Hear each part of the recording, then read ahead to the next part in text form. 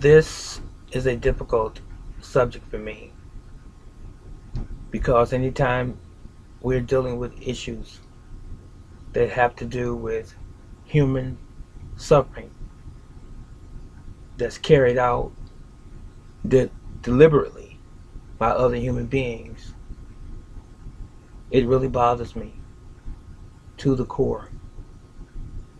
This is me expressing myself. I'm sorry. Let me say this. I love everyone. I have no malice in my heart for any human being. I love all people. I'm not going to beat that dead horse. I think most people that know me and know of me and about me, you already know that this is my makeup. It just so happens I happen to be a melanated human being. I'm a black man, as some of you might say, or African American, as some of you might choose so eloquently. But I'm just a man. With that said, I'm a man who's very concerned about a group of individuals who look just like me that have been abused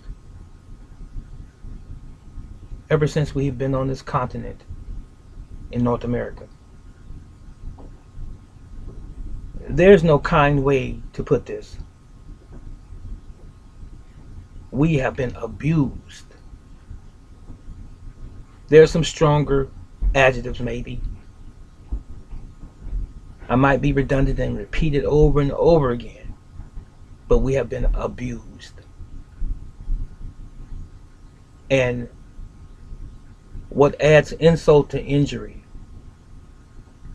is the fact that they, the powers that be in our government many, many years ago, they say slavery had ended. Slavery has never ended for the black man in America and across the planet. It changed its face.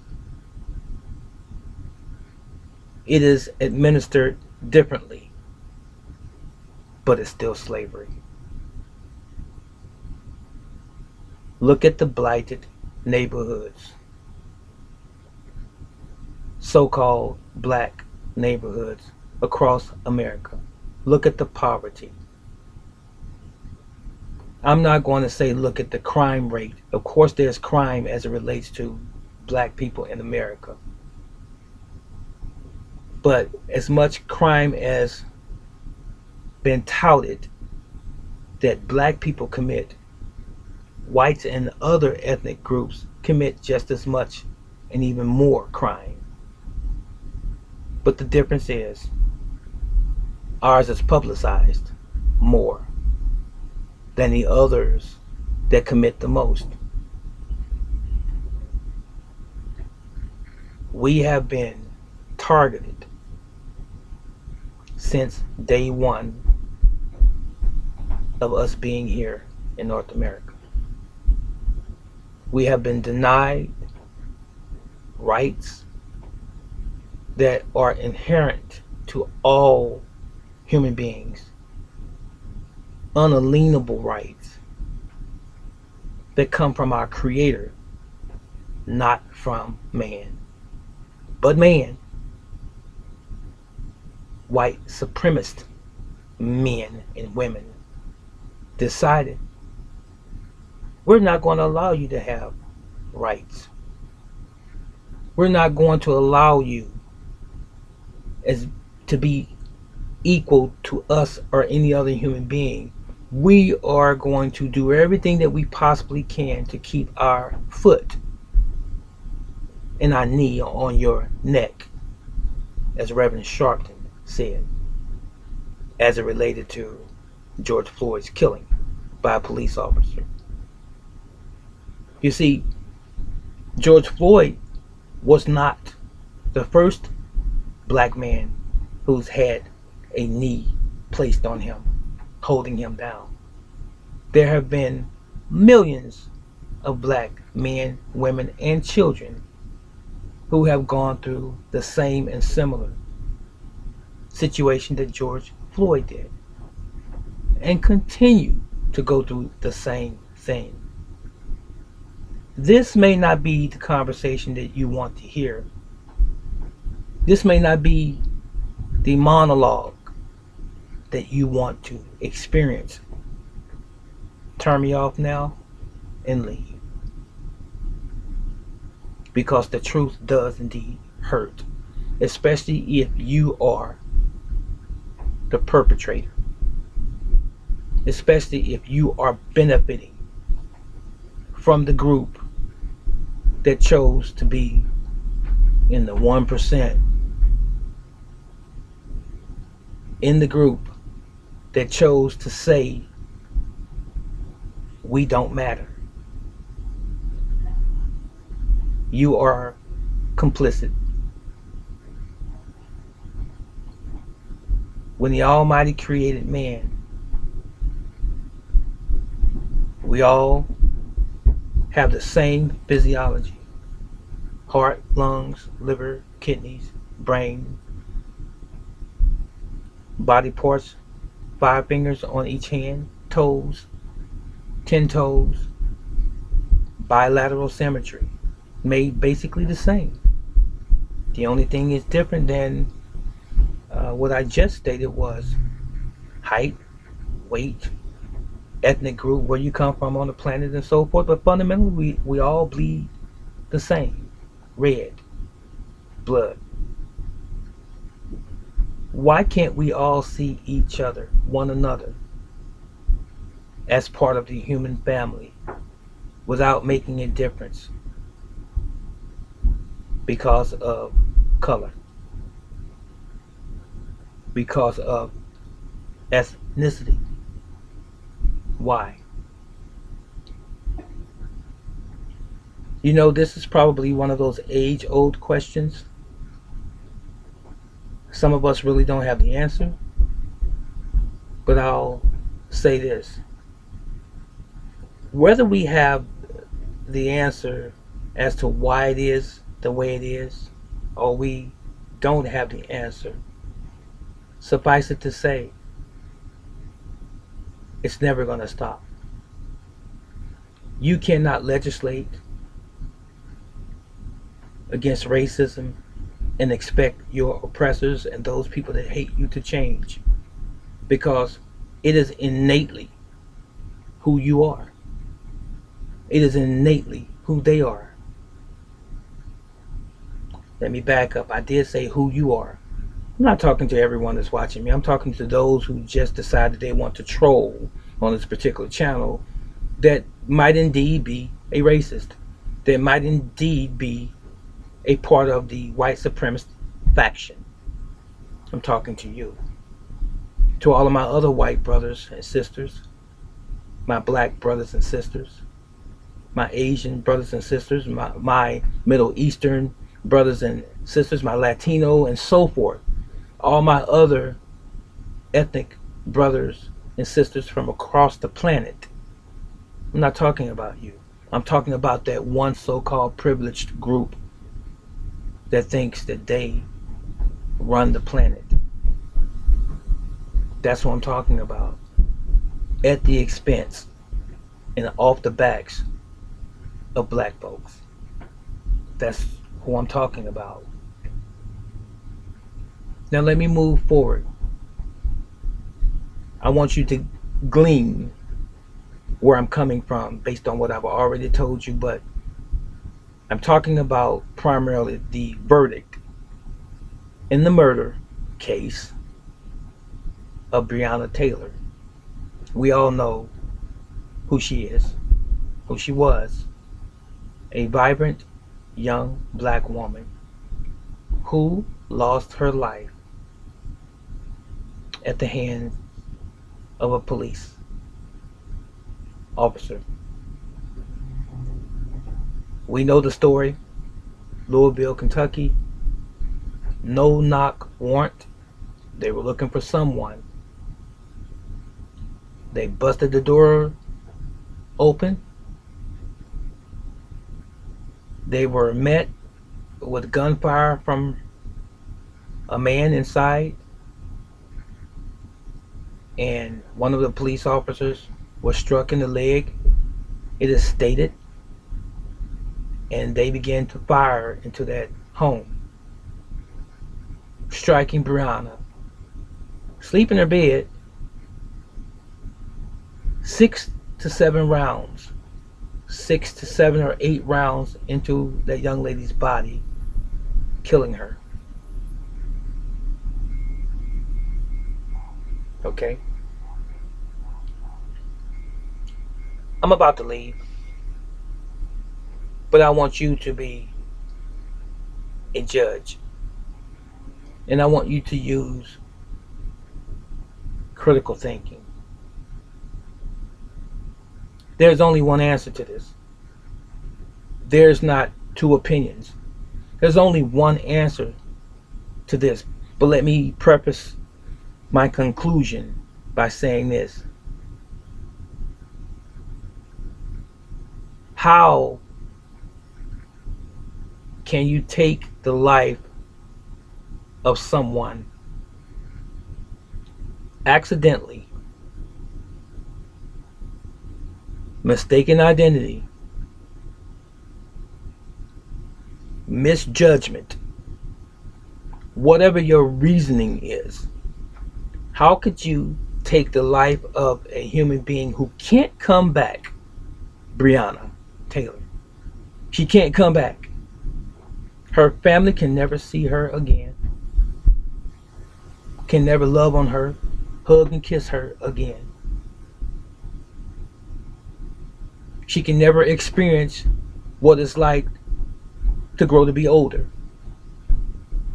She can never achieve any particular goal or aspiration that she had in life because you took her life completely away. How can you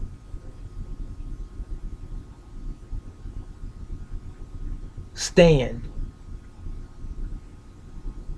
to protect an institution, an organization, a corporation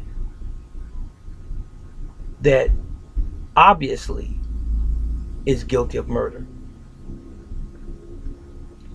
Now, the governor of Louisville has sided with the police. He sees that they've done nothing wrong, that they performed their duties according to procedure. He's a fool. As one young lady pointed out in a speech the other day, he's not a black man. He's something else. That's my word. He's something else. He's a house Negro who's not trying to disturb the water any more than it has been. But let me tell you this.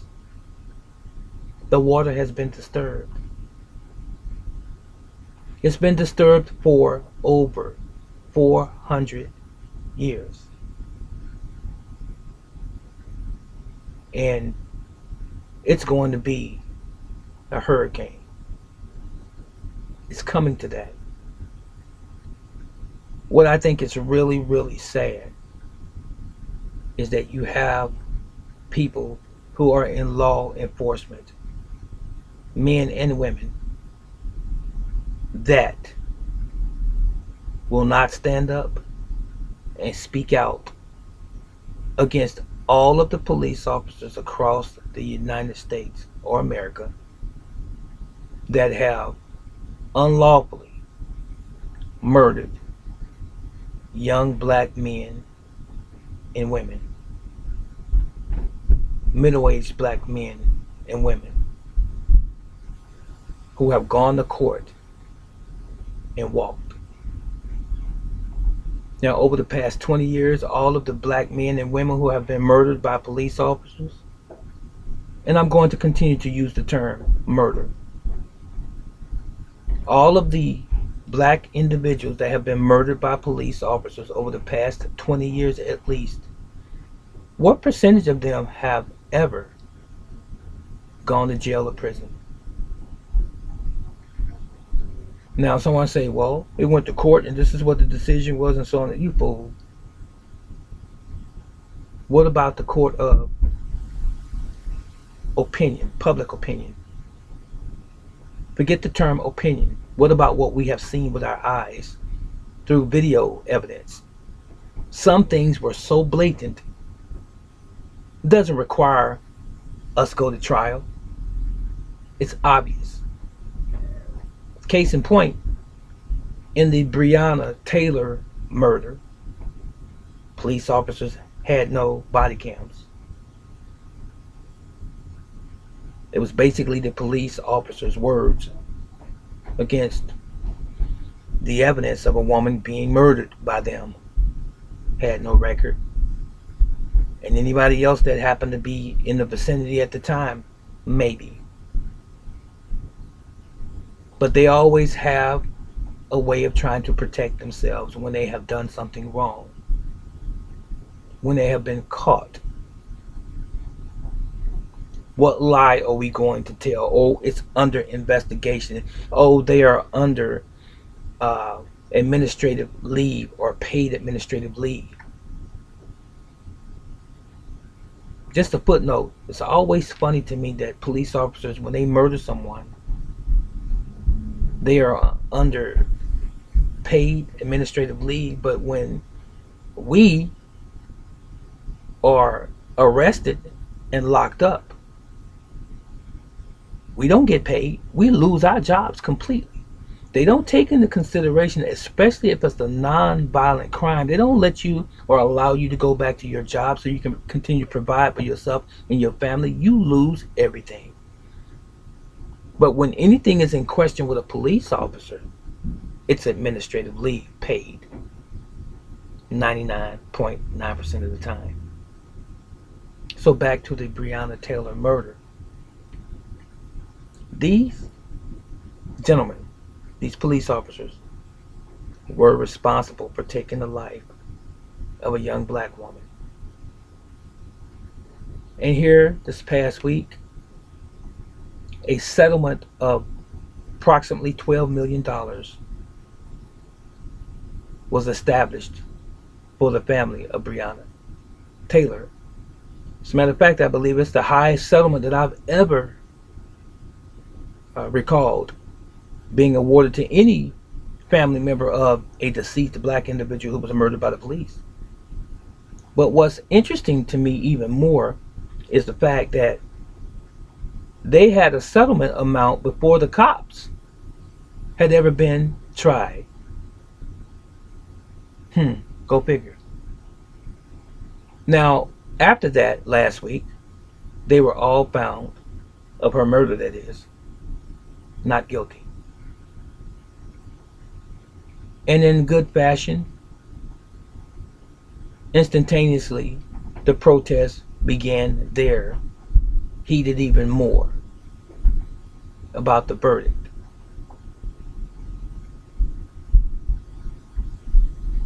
Shout out to my sister Tamika Mallory, who spoke so eloquently about how there was a total disparage of justice as it related to that decision.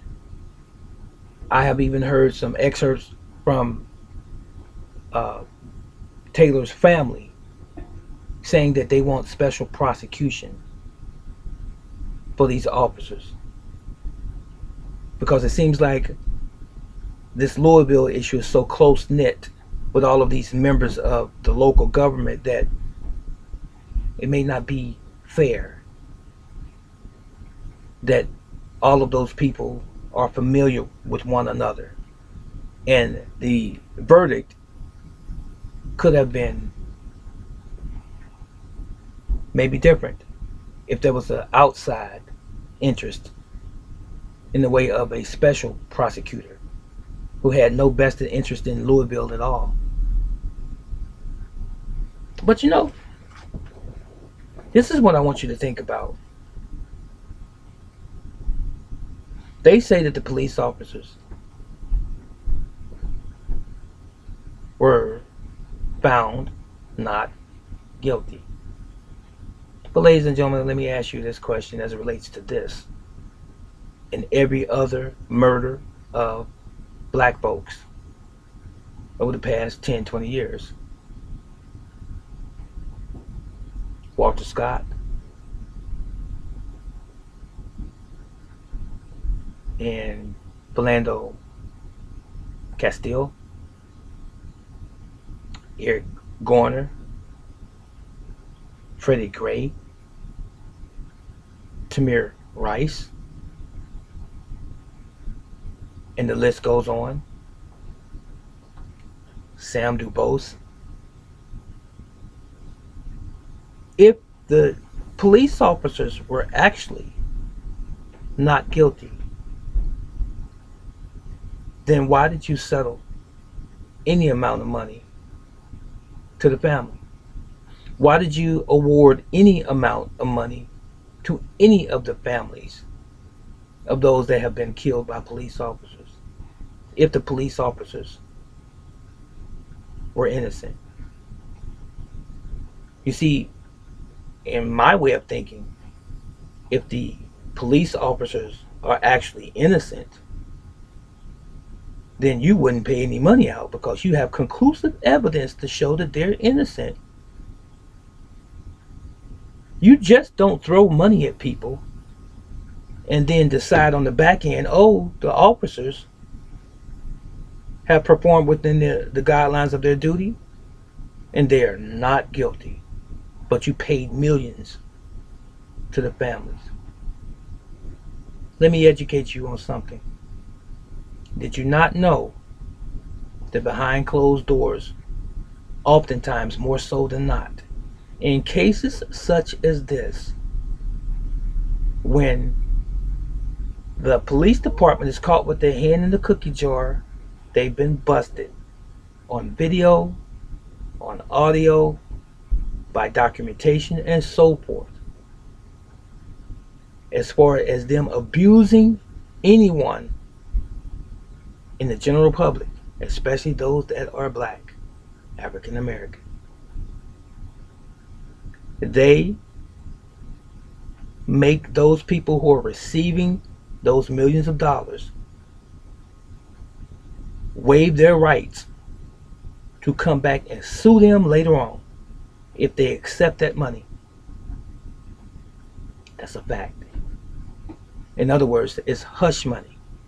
Most of the black families that have received settlements when their loved one was unlawfully murdered by the cops, most of those families